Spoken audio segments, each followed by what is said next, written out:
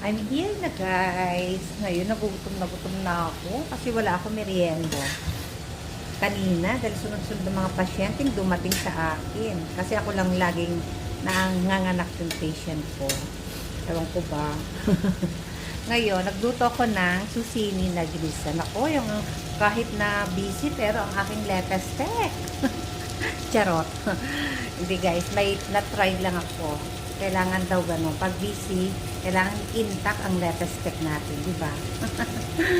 Charot lang yung guys ha. Aking luto ngayon, yung susini yan guys. Susini, nagisahin lang natin.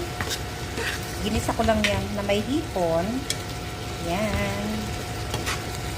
At ako'y gutom na gutom na. Gutom na ako guys. Kasi di ako man lang nakakape, nakakain man lang ng tinapay o biskit dahil sobrang busy. Ano ba yan? Kada lipat ko ng pasyente may parating na naman. Tama ba yan? Pero okay lang, siyempre. Ganun talaga ang buhay. Hindi dapat mag-complain. At ngayon, guys, paksiw na bisugo, yan. Ang aking partner ng susini. Tapos, syempre, kailangan meron tayong dessert. Ito ng melon lang. Hiwain ko lang siya. Bala ko sanang gawing ice candy. Pero, pinitig na lang ang gagawin kong ice candy. Diba? Kain tayo mamaya, ha? Pero habang nagluluto ako ay naglalaba din. Kasi off na ako ngayon. So, gusto ko, pagising ko, wala na akong gagawin. So, plancha na lang, gano'n. May pagkain na kami. So, matutulog ulit ako. See you sa mamaya sa pagkain, guys. Salamat! Kain na tayo, guys. Pero nagantay ako ng aking labahan kasi ilagay ko siya dun sa taas, maaraw. Kahit mga 1 hour lang, para matuyo. At saka, alam mo, iba pa rin yung amoy kasi ng araw pag naglalaba, diba? Hindi amoy kulog. Ngayon, eto, kumakain na kami. Ayan. Luto ng aming ulam.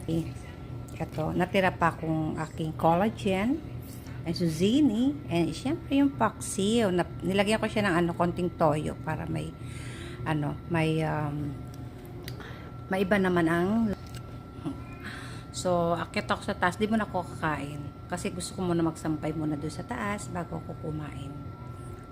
Punta tayo doon. Pa-share ko kayo sa aming third floor yun guys. Hindi sa rooftop doon sa third floor. Kasi meron siyang, sa third floor may rooftop kasi siya. Doon ka pwede kang magsampay. Medyo windy ngayon pero maaraw.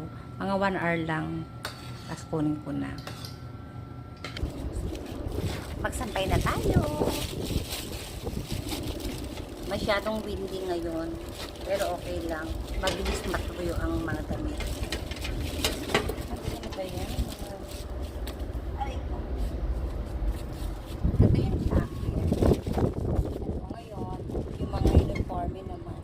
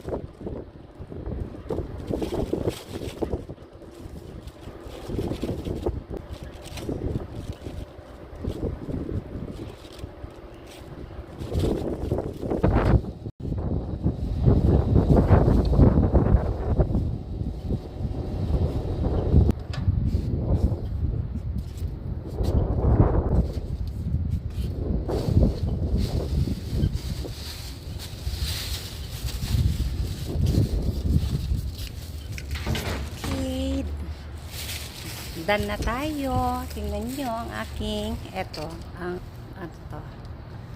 Yan ang rooftop ng third floor. Ayan.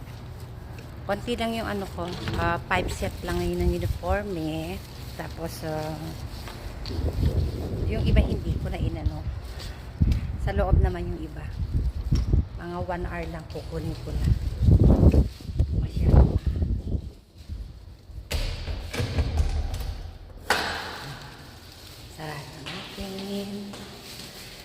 tayo ng elevator.